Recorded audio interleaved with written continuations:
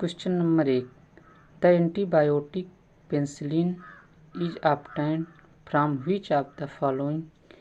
Antibiotic penicillin निम्न में से किससे प्राप्त किया जाता है? ए है सिंथेटिक प्रोसेस, बी है बैक्टीरियम, सी है फंगस और डी है वायरस इन्फेक्टेड सेल। जैसा कि हम जानते हैं कि पेनिसिलिन जो है फंगस से निकाली जाती है, यानी हमारा ऑप्शन जो है सी सही है। यह जो होता है पेनिसिलियम नोटेटम से निकाला जाता है, एक प्रकार का फंगस होता है। इसे अलेक्जेंडर फ्लेमिंग ने खोजा था। वो स्टेफिलोकॉक्सी बैक्टीरिया पर काम कर रहे थे। स्टेफिलोकॉक्सी बैक्टीरिया पर काम कर रहे थे अलेक्जेंडर फ्लेमिंग। तब पेनिसिलियम नोटेटम नामक फंगस खोजा था जिससे पेनिसिलिन निकाली जाती। DPT vaccine is categorise as which of the following. DPT vaccine को वर्गीकृत किया गया है। पहला एंटीवायरल वैक्सीन है, यह एंटी प्रोटोजोन वैक्सीन है, यह एंटी रिकेट्सियल वैक्सीन है, या ए कंबाइंड वैक्सीन है। डीपीटी जो होती है यह डिप्थीरिया एंड टिटनेस और पार्चुरेसिस के लिए यह वैक्सीन लगाई जाती है। इसका फुल फॉर्म ही डिप्थीरिया, पार्चुरेसिस और टिटनेस होता है। यानी ये एक कंबाइंड वैक्सीन है, यानी 3 बीमारियों के लिए यूज होती है, इसलिए कंबाइंड वैक्सीन है। यह एंटी बैक्टीरियल वैक्सीन होती है।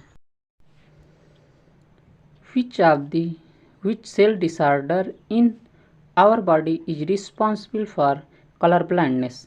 हमारे शरीर में कौन सी कोशिका विकार रंग अंधापन के लिए जिम्मेदार है? यानी कौन सी सेल डिफेक्ट होने पे हमें कलर ब्लाइंडनेस हो जाता है? हमें ऑप्शन में दिया हुआ है WBC, इसे वाइट ब्लड कॉर्पसेल्स बोलते हैं। ये तो ब्लड की सेल होती है। कौन सेल?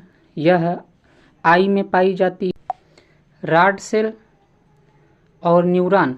रॉड सेल और कोन सेल जो होती है यह आई में पाई जाती है, जिसमें से कोन सेल जो होती है इसकी डिफेक्ट के कारण जो है कलर ब्लाइंडनेस होता है। यानी हमारा ऑप्शन बी जो सही है। और इस कलर ब्लाइंडनेस जो है यह जन्मजात विकार है, यानी कि यह जन्मजात से होने वाला रोग है। यानी कि हमारे पेरेंट्स से सन में या डॉटर में आता है। Which one of the following forms of the base of vegetable fibre. Vegetable के फाइबर जो होते हैं वो किस चीज़ के बने होते हैं? हमें ऑप्शन ए दिया हुआ है सेलुलोज, बी दिया हुआ है प्रोटीन, सी दिया हुआ है फैट और डी दिया हुआ है आइल्स। जैसा कि हम जानते हैं वेजिटेबल फाइबर जो होता है वो सेलुलोज का बना होता है। प्लांट की जो होती है सेल वॉल भी सेलुलोज की बनी होती है, फाइबर भी सेलुलोज के बने होते हैं। यानी हमारा ऑप्शन जो है ए सही है। Which light is least effective in photosynthesis. प्रकाश संश्लेषण में कौन सा प्रकाश कम से कम प्रभावी होता है? हमें ऑप्शन दिया हुआ है ब्लू लाइट, बी दिया हुआ है ग्रीन लाइट, सी दिया हुआ है रेड लाइट और डी दिया हुआ है सनलाइट। जैसा कि हम फिगर में देख रहे हैं कि ग्रीन लाइट में जो है फोटोसिंथेसिस सबसे कम दिख रही है। यहाँ पे बीफ ग्योर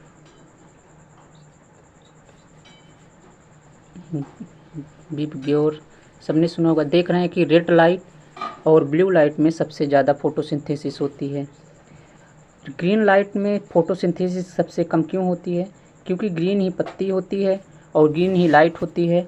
वह लाइट को रिफ्लेक्ट कर देती है, ऑब्जर्व नहीं कर पाती है ग्रीन लाइट को, इसलिए ग्रीन लाइट में फोटोसिंथेसिस सबसे कम होता है। Maximum fixation of solar energy is done by. सौर ऊर्जा का अधिकतम निर्धारण किससे किया जाता है? हमें ऑप्शन में दिया है बैक्टीरिया, बी दिया हुआ है प्रोटोजोआ, सी दिया हुआ है फंजाई और डी दिया हुआ है प्लांट्स। जैसा कि हम जानते हैं कि हरे पौधे ही प्रकाश संश्लेषण ज़्यादा करते हैं, यानी हमारा ऑप्शन जो है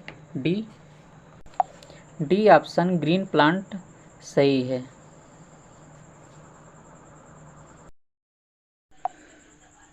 which one of the following substance is normally found in urine. निम्न पदार्थों में से एक सामान्य रूप से मूत्र में पाया जाता है। पहला ब्लड प्रोटीन, बी है क्रिएटिनिन, सी है आरबीसी यानी red blood cell, WBC, D है वाइट ब्लड सेल। यूरिन में सबसे ज़्यादा क्रिएटिनिन प्रोटीन पाई जाती है, यानी ऑप्शन नंबर बी जो है सही है। क्रिएटिनिन यूरिन में आने से हमें क्या प्रभाव पड़ता है शरीर पे? मेंटल कन्फ्यूजन हो जाता है, डिहाइड्रेशन होता है, फैटिग थकान लगती है, वीकनेस होता है, कमजोरी महसूस होती है और सांस जो है बहुत जल्दी जल्दी लिया जाता है। यह यूरिन के द्वारा जो है क्रिएटिनिन यूरिन के द्वारा नॉर्मली जब हम ज़्यादा प्रोटीन खाते हैं तो क्रिएटिनिन के रूप में प्रोटीन जो है बाहर आने लगता है, इसलिए क्रिएटिनिन प्रोटीन सही है। The thymus gland produce a hormone called. Thymus ग्रंथि एक हार्मोन का उत्पादन करती है, वह है पहला है थायरॉक्सिन, दूसरा है थाइमोसिन, सी है थायरोनिन और डी है कैल्सिटोनिन। यह है थाइमस ग्लैंड और यह थाइमोसिन हार्मोन प्रोड्यूस करती है। यह सीने के बीच में पाई जाती है जो थाइमस ग्लैंड होती है। Question number 9, blood group A B has. रक्त समूह ए बी के पास होता है नो एंटीजन, एंटीजन नहीं होता है, नो एंटीबॉडी, एंटीबॉडी नहीं होता है, नाइदर एंटीजन नार एंटीबॉडी, ना ही एंटीजन होता है ना ही एंटीबॉडी होती है, एंटीजन एंटीबॉडी दोनों होता है। जैसा कि हम ये चार्ट में देख रहे हैं, जो एंटी ब्लड ग्रुप होता है वही एंटीजन होता है, एंटीबॉडी जो है उसके विपरीत होता है। यानी ब्लड ग्रुप ए बी के पास कौन सा एंटीजन ए बी दोनों होता है, यानी कि blood group antigen A B होता है और चार्ट में देख रहे हैं ए बी के पास जो है एंटीबॉडी नहीं होती है, यानी हमारा ऑप्शन जो है बी सही है, यानी बी ऑप्शन एकदम सही है। Which vitamin are those if taken in excess can be dangerous as the store in body. ऐसी विटामिन जिसे अगर हम अतिरिक्त में लिए जाते हैं तो शरीर में संग्रहित के रूप में खतरनाक हो सकता है। हमें ऑप्शन में दिए हुआ है बी कॉम्प्लेक्स, बी ऑप्शन दिया है बी एंड सी और सी ऑप्शन दिया है ई एंड सी और डी ऑप्शन दिया है ए एंड डी। हमारे शरीर में केवल फैट सोल्यूबल विटामिन ही स्टोर हो सकते हैं, यानी जो फैट सोल्यूबल विटामिन होंगे वही ऑप्शन होगा, यानी हमारा ऑप्शन जो है डी सही है।